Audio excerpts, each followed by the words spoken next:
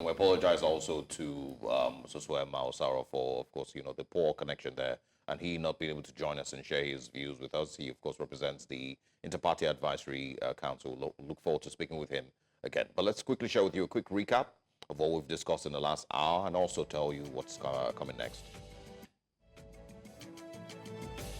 Governor Fubara swears in 23 new Rivers local government chairman after the elections have been concluded, and the APP sweeps Rivers local government poll, wins 22 out of 23 chairmanship seats. We also had Police Barricade Rivers Council as new chairman as sworn in. Now let's share with you what's coming up next. Coming up next, NNPC set to implement new pricing regime for Dangote's fuel. And also the newspaper front pages, the major stories making headlines across Nigeria this morning. We'll also be asking, as always, which way Nigeria? Welcome once again. Now let's take you through the newspapers and share with you the major stories making headlines across Nigeria this morning. We, of course, would have the papers on your screen, and you're invited to call and share your thoughts on these stories. Kicking off on the daily independent newspapers this morning, it says there, bring dead capital to life to tame appetite for borrowing. The federal government has been urged. We can also find there, Atiku lauds Rivers people for rejecting oppression and self-serving godfathers. Still on the Daily Independent, Fubara swears a new local government chairman in Rivers State. The conversations, of course, continue all about Rivers State. And I'm guessing, it would make a majority of the conversations this week as things continue to unravel over there. We can also find on the Daily Independent this morning, Nigeria's low savings fueling interest rate hike, says Kalu Idika Kalu. How we lobbied lawmakers to pass Southwest Development Commission bill by Bamidele. I think more questions need to be asked about, the Southwest Development Bill. We, of course, have had the Northeast, I believe, Development Bill, and we've had, Southeast, I think, also. There's been more and more of them coming up, and, the relevance of these commissions must be discussed, seeing how the NDDC, of course, has played out. Withhold allocations of states that fail to conduct local government polls, Serap tells President Bola Tinubu. We did, share this earlier as well. Ondo gubernatorial 2,053,061 votes registered for election, says INEC. These are the major stories that we can find on the Daily Independent newspapers this morning. Let's now move to the Punch newspapers. Right on the front page of the Punch newspaper, the big story there says, Rivers crisis, Wike camp heads for court as Fubara swears in local government chairman. APC, PDP factions vow legal battle. We also see Asatiku, others counsel local government chiefs on residents' welfare. Tariff hike, Disco's revenue jumps to 887 billion Naira. 2027, Labour Party welcomes Kwankwaso's officer to be Obi's running mate. Now, still looking at the front page of the Punch newspaper, Abba Moro tackles Alea as APC sweeps Benue local government seats. I trafficked drugs to pay my MSc fees, says Canadian suspect. 50 CNG stations servicing 200 million Nigerians, according to NMDPRA. At the top of the paper, Naira for crude. 3 refineries plan PMS production. Dangote awaits NNPC supply. And that's all that we have this morning on the front page of the Punch newspaper. Let's head to the final paper. All right.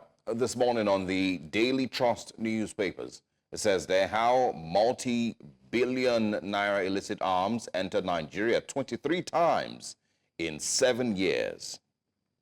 And I think we've repeatedly spoken about the need to curtail illegal arms smuggling in Nigeria, as of course, if we are serious about fighting insecurity in the country, we cannot have the status quo remain, and of course, expect that insecurity will end. No matter how many bandits we, claim to kill every week, if we do not reduce the smuggling of arms, it almost never ends. Trend portends grave danger, say experts, and also investigation ongoing, the customs is saying. Higher interest rate painful for borrowers, but necessary to control inflation, says the CBN. Gunmen abduct school principal and 8 others in Kaduna. Abuja-Kaduna Kano Highway. Federal government threatens to revoke beggars' contract over price dispute. And of course, war in Gaza, 1 year of killings, hunger, displacements. These are the major stories that we can find on the Daily Trust newspapers this morning. Let's quickly bring in our guests this morning to get the conversations going. Good morning to our analyst for today, Mr. Nelson Ekujimi. Good morning. Good morning. Thank you for having me. Good morning. Joining us.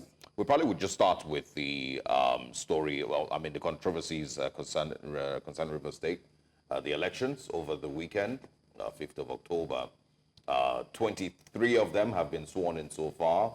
There's expectations that concerned parties will go to court to challenge the legitimacy of the elections. But what are your thoughts on what has happened in the last few weeks? Well, my thoughts are that, one, I'm aware that there was a court judgment stopping the conduct of the election. And if the River State Independent Electoral Commission, at the behest of the governor, have decided to go ahead in disobedience to the court order, you and I know what follows, that whatever he must have done would amount to an exercise in futility, because we have precedents. You remember in 2015, when the APC had primaries for the gubernatorial elections for Akwa Ibom and River State. And when the court nullified those primaries, the court told them that you don't have a candidate for the elections. And they couldn't present any candidate. There was even a case of Zamfara, where all their candidates won the election. And the court nullified the primaries that produced those candidates. And the party that came second, the court directed that that party should be declared the winner. And their candidates for the House of Assembly seats, the National Assembly, that's the Senate and the House of Representatives, the party even lost it even after they had won at the polls, because they didn't conduct it in line with the constitutional provisions, of which the court is there, to uphold the tenets of the Constitution. So if the governor of River State has decided that, look, the way the court has given the judgment, I'm not satisfied with it, but I will take the laws into my hands. If that's his mindset, then I think he has another thing coming, because we're a country governed by laws and not by the whims and caprices of any individual, no matter how highly pleased. His argument is that the courts didn't say the election should not hold. The court said that INEC should not release the voters register to RISEC. Well, you and I know that under the Constitution of Nigeria, you cannot conduct an election without a voters register. And if INEC has not released the voters register to you, it means you manufactured yours. No, just a minute. Yeah, okay. And under the law, the only authority to collate voters register in Nigeria as we speak is the Independent National Electoral Commission. Yes. No other body has that power. So if INEC did not give you the voters register, then it means you came up with your own register, and that is a flagrant violation of the Constitution. The argument from RISEC is not that they came up with their own voters register. They had their voters register in 2023, given to them by INEC. What INEC was refusing to give them after the court order was an updated voters register. Yes. So it's not like they don't have a voters register. They have. Okay. And it's still legally, I believe, still legally binding for them. It's not legally binding, because what it amounts to is that from 2023, those who have come of age, who are qualified to vote, you have disenfranchised them, and that the Constitution does not allow anybody except the courts that can disenfranchise a voter. So it means the electoral body, has disenfranchised, who knows, thousands, if not millions of people of River State from exercising their fundamental human rights to vote. Okay, well, I'm sure that the litigations will start at some point. Maybe not. And we'll see how things would play out with regards to the elections.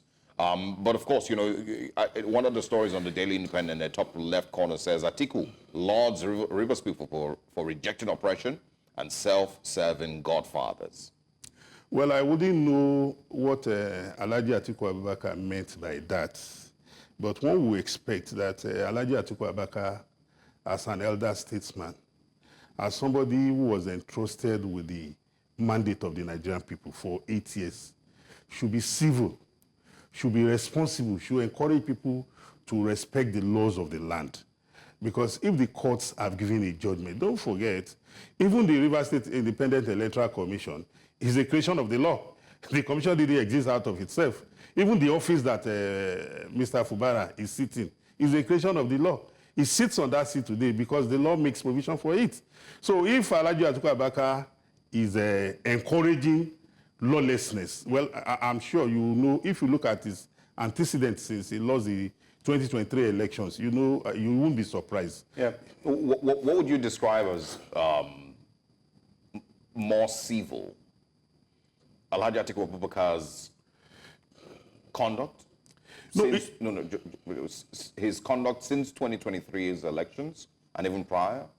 Or the conduct of those who have continued to throw River State under continuous turmoil since 2023? Who would you say has acted more civil? If you read through the media, you saw the statement of former President Goodluck Jonathan. That was more responsible. Former President Goodluck Jonathan even, you know, advised the National Judicial Commission, National Judicial Council, you know, to step in because of the avalanche of court orders, so that, you know, they restore sanity.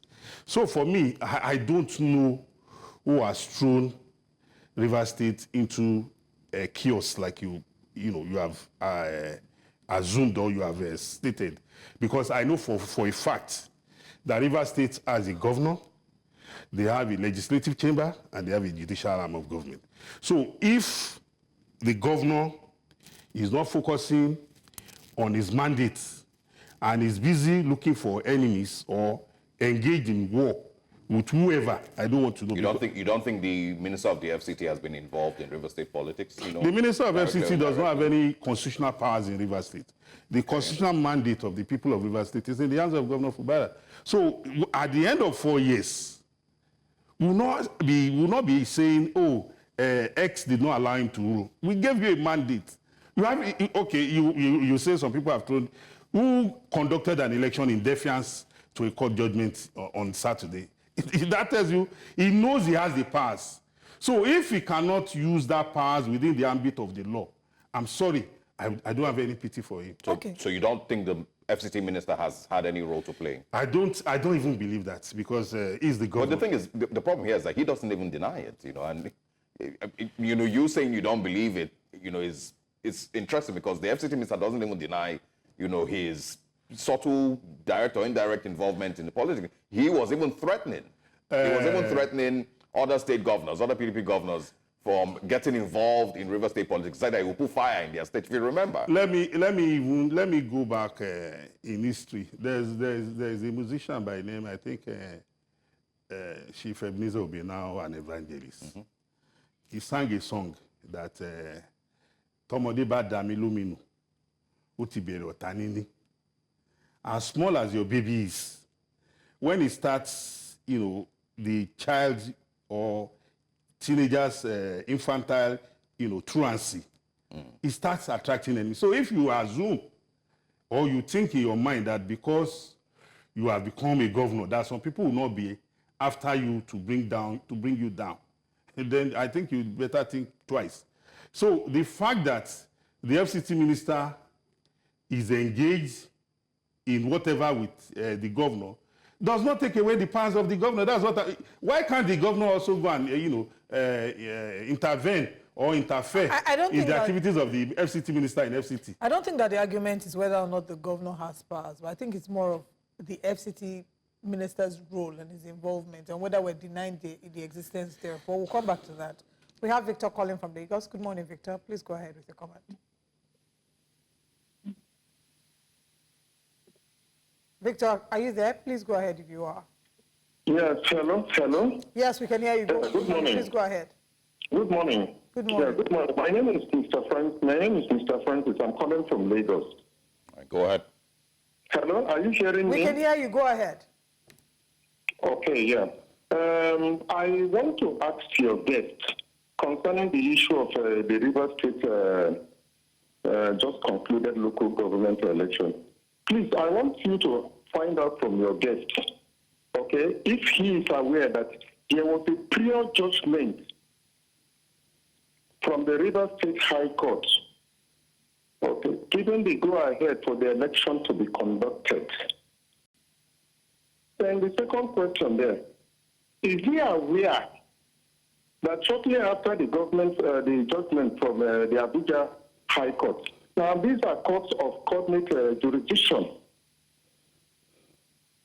Do you understand me? Is he aware that shortly after that judgment, that the parties appealed the judgment for fear of execution, which gave the governor the right now to conduct that election? I think we should put the story straight as it's near, rather than being one-sided, like he has chosen to be.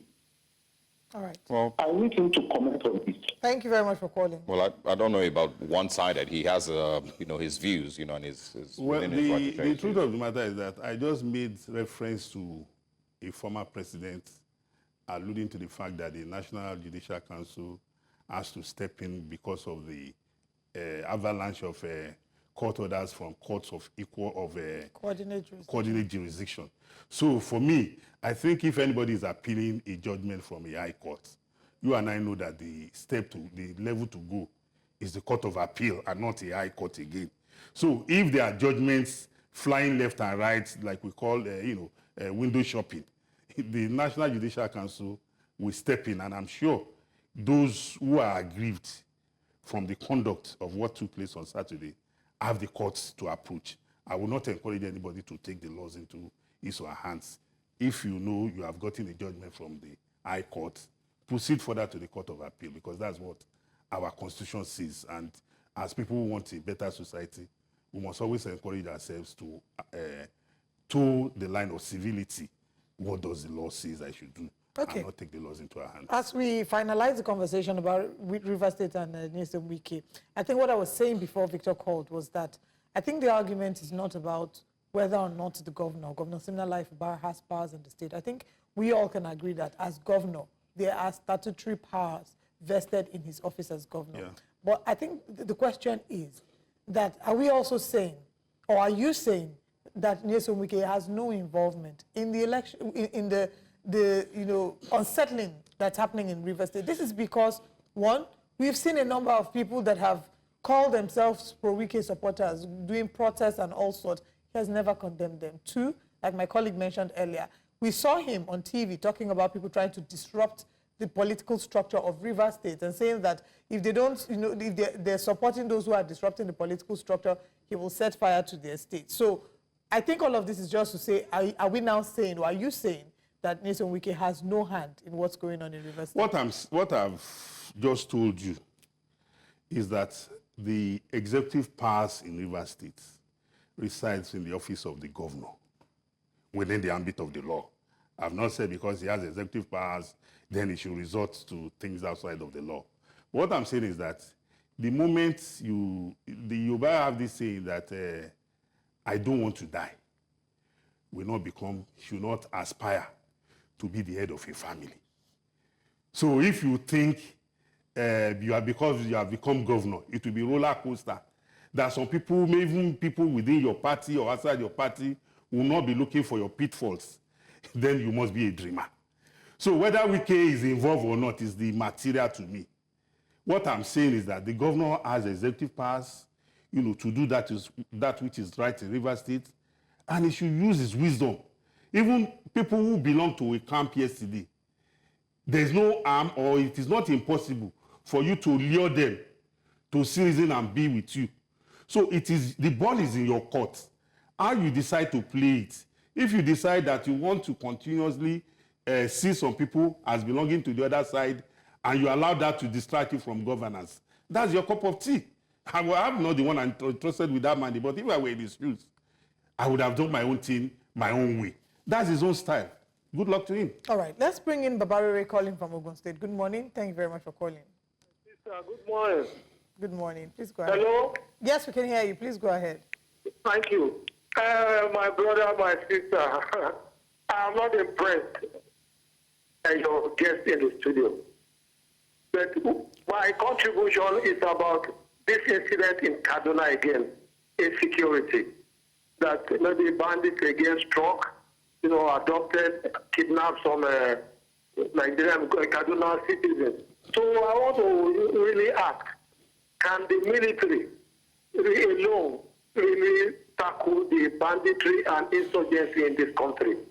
If they cannot do it, we can reach out to our friends in other climes to help us around. Because every day, Kaduna, every day you hear Zamfara, people are being kidnapped, people are being killed. So that is my take this morning. Let the military, if they cannot do it alone, well, let Mr. President, stretch the olive hand to either UK, America, for them to come and assist us. So some French African countries did it sometimes ago by requesting for French assistance, military. Only something went awry, they drove out the French. Right now, I think some of the Russians are assisting them. So Nigeria should do the same thing instead of innocent citizens being killed every time, being abducted. That is my take this morning. But finally, I beg your guest ask what is happening in Rivers. And he's not saying the truth. Thank you. All right. Thank you very much for calling. Okay, let's move on to another conversation. He's just reacted to the story on the Daily Trust that says gunmen abduct school principal and 8 others in Kano. But there's a bigger story, or not a bigger, there's a big story, which in a way, is related to this story. How multi-billion naira illicit arms entered Nigeria 23 times in 7 years. Trend portends grave danger, says experts. Investigation ongoing, says customs. And NSA's office takes custody of seized ammunition. It is these multi-billion naira arms that terrorists and gunmen are using to carry out dastardly acts like kidnapping. If you then move on to, there's another paper that still talks about this. Yeah, customs, no, on the Daily Independent, bottom story says, customs acquires aircraft to combat smuggling. So let's talk about, your reaction to the big story, the porosity of our borders, and how we're seeing that you can smuggle multi-billion naira arms into the country. There was something the last caller said, that we probably may not be able to win the war against terrorism if so far we find that we're not able to win the war, we should get external help. Well, the truth of the matter is that as we sit down here, over the years, for close to a decade or two now, we have set the record as the country with the highest number of proliferation of small arms. And that assertion has been given credence by this publication. The fact that our borders are porous, it's a big, negative, and that has fueled the insecurity that we are battling with. We must not forget, the insecurity that we are battling with is, generated by human beings. And those who combat this insecurity are also human beings. You can imagine if you look at all parts of the country, is it southwest here, Lagos and Ogun, there are some places within the territory of Nigeria that if you are standing, one part of your body is in Nigeria, the other part of your body will be in Benin Republic. So we also have it in other parts of the country, that our borders are too lax. You talk about the Chad River Basin areas, So we need to look critically, what can we do to secure the borders? Is it for us to put in technology? Is it for us to build fences? I don't know if it's possible. And does it make sense here that, the customs are saying that they've acquired aircraft to combat smuggling? Will that make any difference? It will go a long way to assist the custom in its functions. But don't forget that the responsibility to secure the borders is not that of the customs alone. There are several other agencies involved. But most importantly, we need to take into confidence the border communities. They are very, very critical to this insecurity. Right. Hold on. Let's speak to Uche, who's joining us. Good morning, Uche. Everybody. Morning. Go ahead. Yeah, when we talk about this insecurity, I want to ask, any election, you hear that police deploy 35,000. Military will deploy. Air Force will deploy. Navy will deploy. In election of one state, why can't they deploy all those numbers to where the insecurity is happening? That is the question I'm asking this morning. We have helicopters hovering around. Why can't the Nigerian police use their helicopter, military, use their helicopter, and go against these bandits. On the issue of Rivers State, they brought the problem on themselves. When one person, Wike, was saying that he would direct them where they will vote, the institutions did not go against Wike. After stepping from office, you have not heard or hear that the institution have invited him. What a mess! And the man is supporting. The man have not even said anything regarding to what Wike said. Remember, Wike said PDP is a malaria, APC is a cancer. If you mix malaria and cancer, what will you get? I'm happy the governor has built a psychiatric hospital in his local government. Because if you mix these two, it will be madness. What we are practicing is madness. Our institutions are not doing anything in regards to that because of politics. God bless you people. Thank you very much for calling. All right. Okay.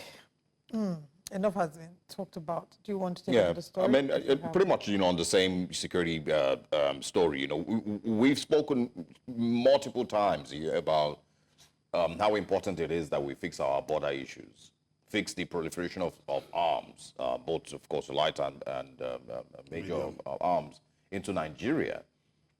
But I don't know that we've seen actual steps being taken by successive governments to actually fix that. Customs can seize as much as they can, but do we see anything different with the current administration? And just to add, even the same said customs, when there were allegations that were leveled, we remember there was an investigative journalism piece that was done by Fisayo Shoyon, but there were strong allegations about the customs, and almost every day he was coming out to call them out. Did they carry out an investigation? Would you say that they're serious in this fight against insecurity? Well, I believe strongly that they are serious because they have a mandate to do that. But that is not to take away that in any organization, not only in customs, that will definitely have bad eggs. Those bad eggs could be the ones, the journalist Fisayo Shoyon, you mentioned, his investigation revealed. But be that as it may, even if he has done that, one expects the customs hierarchy to have taken that report and do an investigation in order to, address those shortcomings he identified. Yes, you talked about is the present administration. I think one of the high points that you have just mentioned is the latest move to acquire helicopters by the Nigerian Customs Service. You and I know that the Nigerian Customs Service is on the waters, is on land, and even the Marine Police is also on water. And like you have rightly said, it is what the customs are able to apprehend that they will apprehend because they are human beings.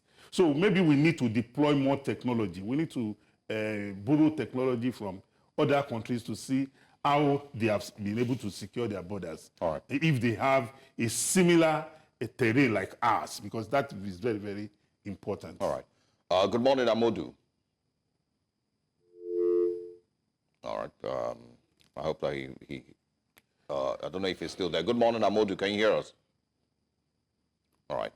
I think we just quickly wrap up with the story on Serap. It's probably one of the other major ones that we saw this morning, saying here, withholding allocations of states, or withhold rather allocations of states that fail to conduct local government polls. Serap tells President Tinubu. That's on the Daily Independent.